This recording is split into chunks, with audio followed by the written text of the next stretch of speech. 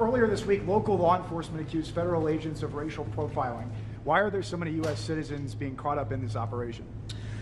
Well, I think your question assumes something that's not necessarily in evidence, which is that when there are American citizens who have been caught up in some of these enforcement operations, very often it is people who have assaulted a law enforcement officer.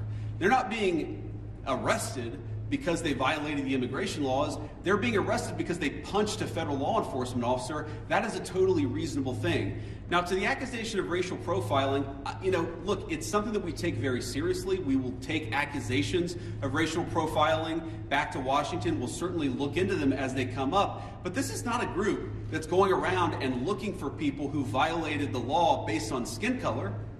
They're looking for people who violated the actual law, the law of our immigration system in this country. And so long as we had more cooperation, I think they could do these things in a much more targeted way. They would actually know where some of the bad guys are. I mean, again, you hear things that are hard to believe, but I've confirmed that they're true. Sex offenders who we're trying to get off the streets, who the local officials won't tell us their last known address. So then the local officials say, oh my God, these guys are doing widespread targeted enforcement operations, when in reality, we would love to just go to one house. The local officials won't tell us which one house to go to.